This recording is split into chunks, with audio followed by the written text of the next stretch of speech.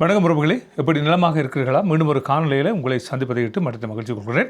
புலர்ந்திருக்கின்ற பொழுது நல்ல பொழுதாக இருக்க வேண்டும் என்று எல்லோருக்கும் பொதுவான இறைவனை பிரார்த்தித்துக் கொண்டு இன்றைய காணொலிக்குள் வரலாம் என்று நினைக்கிறேன். இன்றைக்கு பல பேசுபொருள்கள் இருக்கின்றன. அவைகள் தொடர்பாகத்தான் பேசப் போகின்றோம். இருந்தாலும் இன்று பேசுபொருளாக மாறி இருப்பவர்கள் மஹிந்த ராஜபக்ச மற்றும் நாமல் ராஜபக்ச இருவரும் இப்பொழுது பேசுபொருளாக மாறியிருக்கிறார்கள். பெரியதொரு குற்றச்சாட்டு ஒன்று இப்பொழுது மஹிந்த ராஜபக்ச மீது வந்திருக்கிறது. ஒரு ஹம்பாந்தோட்டையிலே கட்டப்பட்ட ஒரு துறைமுகம் தொடர்பாக. அதே வேளையில் நாமல் ராஜபக்ச தற்பொழுது இருக்கின்ற ஜனாதிபதி அனுரகுமார திசநாயக்காவை வம்பு கிழிப்பது போன்று ஒரு உரை ஆற்றியிருக்கிறார். இந்த உரையின் பின்பகுதியில் என்ன இடம்பெற்றிருக்கிறது என்பது தொடர்பான தகவலையும், அதே வேளையில் இராமாயண பாணியிலே தனது மனைவியை தீக்குளிக்க வைத்த ஒரு கணவன் தொடர்பான செய்திகளும் இருக்கிறது. அதே வேளையில் இந்த முஸ்லீம் பெண் போன்று வேடமிட்டு மேற்கொள்ளப்பட்ட ஒரு துப்பாக்கி நடவடிக்கை, இதனால் பாதுகாப்புக்கு அச்சுறுத்தல் என்று போர்க்கொடி தூக்குவதற்கு ஒரு நடவடிக்கை எடுக்கப்படுகிறதா? இவை தொடர்பாக முஸ்லீம் மக்களுக்கு ஆபத்து ஏற்பட்டிருப்பது போன்று ஒரு செய்தி இப்பொழுது பரப்பப்படுகிறது. அவை தொடர்பாகவும் ஆராயப் போகிறோம். யாராவது சப்ஸ்கிரைப் பண்ணாமல் காலையை பார்க்குறீங்கன்னு சொன்னால் தயவுசெய்து சப்ஸ்கிரைப் பண்ணி போட்டு காலையை பாருங்கள் என்று தெரிவித்துக் கொண்டு இப்பொழுது முழுமையான காணொலிக்குள்ளே வரலாம்.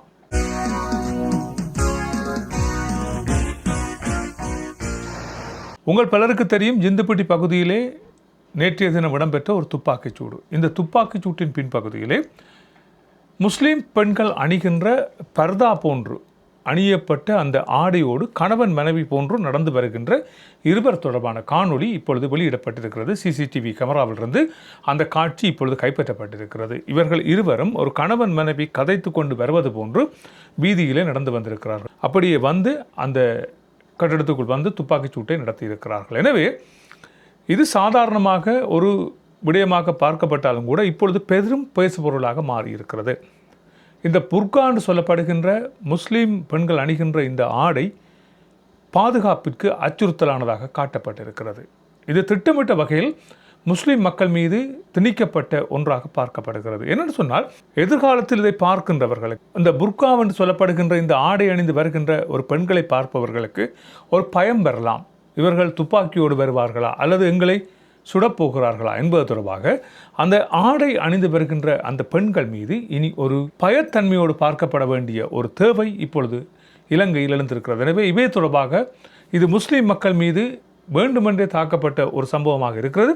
இதில் 2 தமிழ் பாதாள உலக குழுக்கள் சம்பந்தப்பட்டிருப்பதாக தெரிவிக்கப்பட்டிருந்தாலும் கூட இவர்கள் பாவித்த அந்த முஸ்லீம் பெண்களது உடை இப்பொழுது பேசுபொருளாக மாறியிருக்கிறது. உங்களுக்கு தெரியும், அண்மையிலே ஒரு நீதிமன்றத்துக்குள்ளே வழக்கறிஞர் போன்று வந்து ஒருவர் துப்பாக்கிச் சூட்டினை மேற்கொண்டிருந்தார். அதன் பிற்பாடு இப்பொழுது இந்த ஆடை பெரும் சர்ச்சையாக மாறியிருக்கிறது. இவை தொடர்பாக இன்னும் என்னென்ன விடயங்கள் வரப்போகின்றன என்பதை பார்த்து கொள்ளலாம். இதே வேளையில் கனேமுள்ள சஞ்சீவ என்று சொல்லப்படுகின்ற ஒரு பாதாள உலக குழுவைச் சேர்ந்த ஒரு நபர் இப்பொழுது சிறைச்சாலையிலே இருக்கிறார்.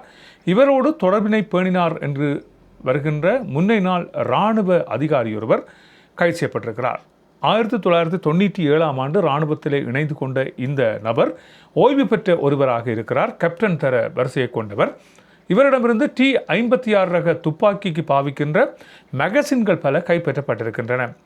இவர் கனேமுள்ள சஞ்சீவியோடு மிகுந்த நெருக்கத்தை பேணியிருந்தார் என்றும், கனேமுள்ள சஞ்சீவ விமான நிலையத்திலே கை செய்து அழைத்து வரப்பட்ட வேளையில் அவரை பார்ப்பதற்கு அங்கே வந்திருக்கிறார் என்பது போன்ற விடயங்களும் தெரிவிக்கப்பட்டிருக்கின்ற வேளையிலே இவருக்கும் கனேமுள்ள சஞ்சீவிக்கும் என்ன தொடர்பு, இவற்றின் பின்னணியில் இவரிடம் இருந்து கைப்பற்றப்பட்டிருக்கின்ற இந்த ஆயுதங்கள் எவ்வாறு இவருக்கு வந்தது என்று கேள்விகள் கேட்ட வேளையில் இது மற்றுமொரு நபரால் தனக்கு வழங்கப்பட்டதாக தெரிவித்திருக்கிறார். அவர் கனேமுள்ள சஞ்சீவ இந்த ஆயுதங்களை தனக்கு வழங்கினார் என்று சொல்லாமல் பல காலங்களுக்கு முன்னர் இறந்து போன ஒரு நபர் இந்த ஆயுதங்களை தனக்கு வழங்கினார் என்பது தொடர்பாக தெரிவிக்கப்பட்டிருக்கிறது. இவர் தொடர்பாக போலீஸ் புலனாய்வு பிரிவினர் இப்பொழுது விசாரணைகளை மேற்கொண்டு வருகிறார்கள்.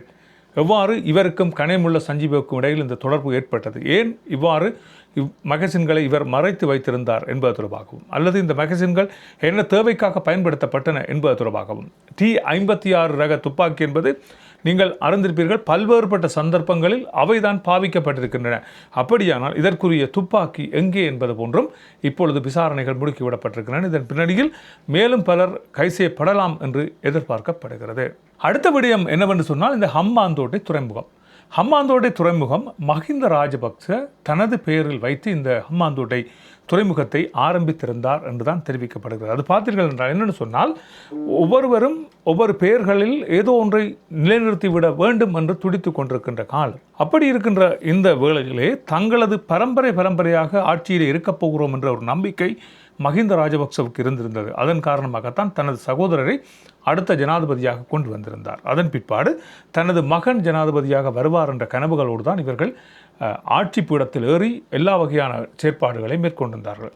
அப்படி இருக்கின்ற சந்தர்ப்பத்தில் தனது பெயர் சொல்வதற்கு ஒரு கட்டுமானம் தேவை என்று யோசித்த மஹிந்த ராஜபக்ச இலங்கையிலே இருக்கின்ற இந்த ஹம்பாந்தோட்டை துறைமுகத்தை ஆரம்பித்தார். ஆனாலும் இந்த ஹம்பாந்தோட்டை துறைமுகம் அரசியலிலும் பொருளாதாரத்திலும் ஒரு பெரும் விவாத பொருளாக இப்பொழுது மாறியிருக்கிறது. என்னவென்று சொன்னால், இந்த கட்டிடத்தை கட்டுவதற்கு 970 கோடி ரூபாய் இலங்கையில் இருக்கின்ற தனியார் வங்கி ஒன்றிடமிருந்து கடனாக பெறப்பட்டிருப்பதாக தெரிவிக்கப்பட்டிருக்கிறது. அது தவிர இதன் மூலமாக பெரிய வருமானத்தை ஈட்டலாம் என்று ஆரம்பித்த மஹிந்த ராஜ கும்பலுக்கு அதிலே எந்த விதமான வருமானங்களும் ஈட்ட முடியாத ஒரு நிலைமை வந்திருந்த வேளையில் இதனை அவர்கள் சீனாவினுடைய ஒரு நிறுவனத்துக்கு 99 கால குத்தகைக்கு வழங்கியிருக்கிறார்கள். இது என்னவென்று சொன்னால், இந்தியாவுக்கு மிக அண்மையிலே அமைந்திருக்கின்ற ஒரு துறைமுகமாக கருதப்படுகிறது. இது இந்தியாவினுடைய கேந்திர முக்கியத்துவத்துக்கு பாதகமாக அமையும் என்றும் சொல்லப்படுகிறது.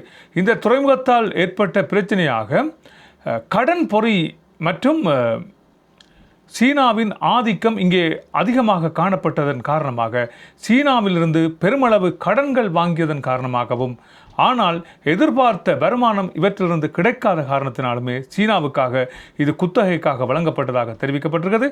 அதில் இருந்து 80% வருமானங்கள் சீனாவை நோக்கி பறந்து கொண்டிருக்கின்றன. 2017 ஆண்டில் இதன் கடனை ஈடு செய்ய முடியாமல் தள்ளாடிய மஹிந்த ராஜபக்ச இந்த நிறுவனத்துக்கு அவற்றை கொடுத்திருக்கிறார். அதன் பிற்பாடு அதிலிருந்து 20% வருமானங்கள் மட்டுமே அரசாங்கத்துக்கு வந்திருக்கிறது. இதன் பிற்பாடு இப்பொழுது ஆட்சி மாற்றம் ஏற்பட்டிருக்கின்ற வேளையிலே இப்பொழுது வந்திருக்கின்ற அரசாங்கத்தின் மீது அந்த கடன் பலி அப்படியே தூக்கி வைக்கப்பட்டிருக்கிறது. ஆனால் 970 கோடி பணமும் அந்த வங்கிக்கு வட்டியோடு கட்டப்பட வேண்டிய ஒரு தேவை இருப்பதன் காரணமாக இப்பொழுது வட்டி பெருகி அந்த பணம் பெருந்தொகை பணமாக வந்து நிற்பதன் காரணமாக இப்போது இருக்கின்ற அரசாங்கம் அந்த வங்கியோடு இப்பொழுது ஒரு பேச்சுவார்த்தைக்கு போயிருக்கிறது. மஹிந்த ராஜபக்ச கும்பல் 2 கட்டமாக இந்த கடனை அந்த வங்கியிடமிருந்து பெற்றிருக்கிறது. சீனா இதற்குரிய பண உதவிகளை வழங்கியது. அதற்காகத்தான் தாங்கள் இதனை சீனா கம்பெனிக்கு கொடுத்திருக்கிறோம் என்பது போன்று மஹிந்த ராஜபக்ச கும்பல் தெரிவித்திருந்தாலும் கூட, இலங்கையில் இருக்கின்ற தனியார் வங்கியிலே இந்த பணம் பெற்றமைக்கான காரணம் சரியாக தெரிவிக்கப்படவில்லை. ஆனால் கப்பலில் இருந்து பொருட்களை இறக்குவதற்காக பணம் பெறப்பட்டதாக தான் தெரிவிக்கப்படுகிறது. அதே வேளையில் தரமற்ற ஒரு டீசல் இறக்குமதி செய்யப்பட்டு கப்பலுக்கு வழங்கப்பட்டிருக்கிறது என்கின்ற தகவலும் இப்பொழுது தெரிவிக்கப்பட்டிருக்கிறது. எனவே இவைகள் தொடர்பாக மஹிந்த ராஜபக்ச ஏன் கைது செய்யப்படவில்லை என்று பல்வேறுபட்ட தகவல்கள் இப்பொழுது வெளியிடப்பட்டு கொண்டிருக்கின்றன. ஒரு ஊழல் பெருச்சாளியாக இருந்து வருகின்ற மஹிந்த ராஜபக்சவோ அல்லது கோத்தபாய ராஜபக்ச காலத்தில் இடம்பெற்ற பல்வேறுபட்ட ஊழல்கள் தொடர்பாகவோ இதுவரை அரசாங்கம் எந்தவித நடவடிக்கையும் எடுக்கவில்லை. இவை ஏன் எடுக்கப்படவில்லை என்பதாக கருத்துக்கள் தெரிவிக்கப்படுகின்றன. பார்ப்போம் இவை தொடர்பாக என்ன நடைபெறப் போகிறது என்பதை நாங்கள் பொறுத்திருந்து பார்த்துக் கொள்ளலாம். ஏனென்று சொன்னால், இந்த துறைமுகமானது சீனாவுக்கு கொடுக்கப்பட்டது இந்தியாவுக்கும் அமெரிக்காவுக்கும் பெரிய ஒரு பிரச்சனையாக மாறியிருக்கிறது. இனி இவை தொடர்பாக இந்த அரசாங்கம் என்ன நடவடிக்கை எடுக்கப் போகிறது என்பதை நாங்கள் பொறுத்திருந்து பார்த்து கொள்ளலாம். அடுத்த விடயம் என்னவென்று சொன்னால், இப்பொழுது நாமல் ராஜபக்ச ஜனாதிபதி அன்றகுமார் திசநாயக்காவின் ஊருக்கு சென்று அங்கே பிரச்சாரங்களை மேற்கொண்டிருக்கிறார். அதற்கு அவர் சொல்லியிருக்கின்ற காரணம் என்னவென்று சொன்னால், நான் மீண்டும் உங்கள் கிராமத்துக்கு வருவேன், ஆனால் உங்களைப் போன்று அல்ல என்பது போன்று தெரிவித்திருக்கிறார். நீங்கள் எங்கள் ஊருக்கு 2 தடவை வந்திருக்கிறீர்கள், எனவே நான் உங்கள் ஊருக்கு இப்பொழுது வந்திருக்கிறேன், ஆனாலும் வருவதற்கு சற்று தாமதமாகி இருக்கிறது என்பது போன்ற கருத்துக்களை தெரிவித்திருக்கின்ற அவர், நீங்கள் எங்கள் ஊரில் பரப்பியது போன்று நான் பொறாமைப்படவில்லை அல்லது எங்கள் மீதான கசப்புணர்ச்சிகளை இங்கே பரப்ப நான் பெறவில்லை, ஆனாலும் நான் இங்கிருக்கின்ற மக்களுக்கு உண்மையை உரைப்பதற்காக வந்திருக்கின்றேன் என்பது போன்றும், இப்பொழுது நாட்டிலே பல்வேறுபட்ட குழப்பங்கள் தீர்ந்திருக்கின்றன, ஆனால் இதைவிட எனது அரசாங்கம், அதாவது தன் தரப்பிலே 2029 ஆண்டு வரை இருக்கின்ற அரசாங்கத்தில் தான் அடுத்து வருகின்ற ஜனாதிபதி என்பது போன்றும், அங்கே பல்வேறுபட்ட கலாச்சார மற்றும் பாதுகாக்கப்பட்ட புத்த சாசன விதிமுறைகள் பல பேணி பாதுகாக்கப்படும் என்பது போன்று அவர் கருத்துக்களை தெரிவித்திருக்கிறார். இந்த நாட்டில் மண்ணை நேசிக்கும் ஓர் அரசியல் வாதியாக மக்களை கட்டியெழுப்ப வேண்டிய ஒரு தேவை தனக்கு இருப்பதாகவும் அதற்காகவே தான் அரசியலுக்குள் வந்திருக்கின்றேன் என்பது போன்றும் கருத்துக்களை தெரிவித்திருக்கின்ற அவர் இந்த அரசாங்கம் அரசியல் அதிகாரங்களை வைத்துக்கொண்டு மற்றவர்களை பழிவாங்க முற்படுகிறது என்றும் ஸ்ரீ மகா போதியை கடந்துதான் நாங்கள் எல்லா இடத்துக்கும் சென்று வருகின்றோம் என்பது போன்றும் நல்லூரை கடந்துதான் நாங்கள் யாழ்ப்பாணத்துக்கு போகின்றோம் என்பது போன்றும் இவ்வாறு ஒவ்வொரு கலாச்சாரத்துக்கும் இந்த அரசாங்கம் சரியான கௌரவத்தை கொடுக்க வேண்டும் என்பது போன்றும் தெரிவித்திருக்கிறார். அவர்களது ஆட்சியிலே அவர்கள் எவ்வாறான சமயங்களுக்கு மதிப்பை கொடுத்திருந்தார்கள் என்பதை நாங்கள் எல்லோரும் பார்த்திருக்கிறோம் என்பது போன்று இப்பொழுது சமூக வலைத்தளங்கள் கருத்துக்களை பரப்ப ஆரம்பித்திருக்கின்றன. அதே வேளையில் அடுத்து தங்களது ஆட்சியின் போது மிகவும் இப்பொழுது இருக்கின்ற ஆட்சியை விட சிறந்த ஆட்சியை மக்களுக்கு வழங்க தங்களால் முடியும் என்றும் அவர்கள் தெரிவித்திருக்கிறார். மட்டக்களப்பு முனைக்காட்டு பகுதியில் இடம்பெற்ற ஒரு சம்பவம் பெரும் பரபரப்பை ஏற்படுத்தி இருக்கிறது.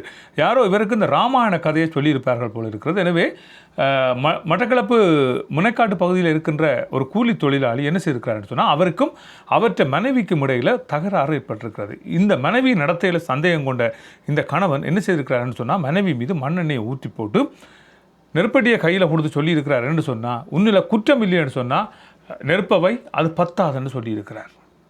இதனால் மனைவி கோபம் கொண்ட மனைவி தன்னைத்தானே எரித்திருக்கிறார். இதனால் படுகாயமடைந்து அவர் வைத்தியசாலையில் அனுமதிக்கப்பட்டிருக்கிறார். எனவே இவை தொடர்பாக இந்த சம்பவத்தை தூண்டினார் என்று சொல்லப்படுகின்ற நபர் இப்போது கொக்கட்டிச்சோலை போலீசாரால் கைது செய்யப்பட்டிருக்கிறார். இவரிடம் மேற்கொள்ளப்பட்ட விசாரணைகளிலே இவர் தெரிவித்திருக்கிறார் தனது மனைவியின் மீது சந்தேகம் கொண்டு தான் இவ்வாறு செய்ததாகவும் இதனால் 31 வயதான அவரது மனைவி இப்பொழுது பலத்த படுகாயமடைந்து இப்பொழுது வைத்தியசாலையிலே அனுமதிக்கப்பட்டிருப்பதாகவும் தெரிவிக்கப்பட்டிருக்கிறது. எனவே இது போன்ற சம்பவங்கள் பல இப்பொழுது இடம்பெற்றுக் கொண்டிருக்கின்றன. மனைவியின் நடத்தை மீது சந்தேகம் கொள்வது, பின்னர் அவரை தாக்குவது போன்ற சம்பவங்கள் பல அதிகரித்திருப்பதாக தெரிவிக்கப்பட்டிருக்கிறது. தீப்பற்றி எறிந்த மனைவி படுகாயமடைந்த நிலையிலே மீட்கப்பட்டு தற்பொழுது மட்டக்களப்பு போதனா வைத்தியசாலையிலே சிகிச்சை பெற்று வருகிறார் என்றும் தெரிவிக்கப்பட்டிருக்கிறது. மனைவியை தீக்குளிக்க வைத்த பின்னர் கணவன் தனக்குத்தானே கூறிய ஆயுதத்தை பயன்படுத்தி காயத்தை ஏற்படுத்தி கொண்டிருக்கிறார் என்றும் இதனையடுத்து மனைவி கொலை செய்ய முயன்ற இந்த நபர் இப்பொழுது கைது செய்யப்பட்டிருக்கிறார் என்றும் தெரிவிக்கப்பட்டிருக்கிறது. கொக்கட்டிச்சோலை போலீசார் இவரை கைது செய்து இப்பொழுது நீதிமன்றத்திலே நிறுத்துவதற்குரிய நடவடிக்கைகளை மேற்கொண்டிருக்கிறார்கள் என்றும் தெரிவிக்கப்பட்டிருக்கிறது. இந்த சம்பவம் தொடர்பாக கொக்கட்டிச்சோலையிலே பெரும் பரபரப்பு ஏற்பட்டிருப்பதாகவும் கொக்கட்டிச்சோலை போலீசார் தெரிவித்திருக்கிறார்கள். யாழ்ப்பாணம் கச்சேரி நல்லூர் பகுதியில் இடம்பெற்ற விபத்து ஒன்றிலே முச்சக்கர வண்டியும் கெப்ரக வாகனம் ஒன்றும் நேருக்கு நேர் மோதிய விபத்திலே முச்சக்கர வண்டி சாரதி மிகுந்த காயங்களுக்கு உள்ளாகி இப்பொழுது யாழ்ப்பாணம் போதனா வைத்தியசாலையிலே சிகிச்சை பெற்று வருவதாக தெரிவிக்கப்பட்டிருக்கிறது. யாழ்ப்பாணம் வல்லைவெளி பகுதியில் ஏற்பட்டதாக சொல்லப்படுகின்ற ஒரு விபத்து ஒன்றிலே 3 படுகாயமடைந்திருக்கிறார்கள். இதில் 2 பேருக்கு கால்கள் முறிவடைந்திருப்பதாக தெரிவிக்கப்பட்டிருக்கிறது. யாழ்ப்பாணத்திலிருந்து மந்திகை நோக்கி பயணித்த வேளையிலே தான் வல்லவெளி பகுதியில் இந்த விபத்து ஏற்பட்டிருப்பதாகவும் தெரிவிக்கப்பட்டிருக்கிறது. கொழும்பு விவேகானந்தா கல்லூரியினுடைய உப அதிபராக கடமையாற்றிய அச்சுவேலியைச் சேர்ந்த யோவண்ணா பாலகுமார் அவர்கள் கடந்த தைப்பொங்கல் தினத்தன்று மரணமாகி இருக்கிறார் என்று தெரிவிக்கப்பட்டிருக்கிறது.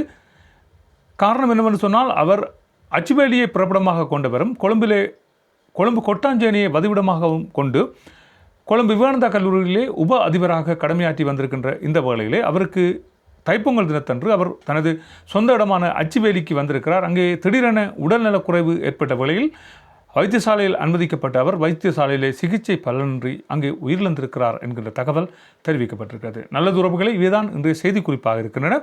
மற்றொரு செய்திக்குறிப்பில் உங்களை சந்திக்கலாம். அதுவரை அன்பு வணக்கங்களை கூறி விடைபெற்று செல்கின்றேன். நன்றி, வணக்கம்.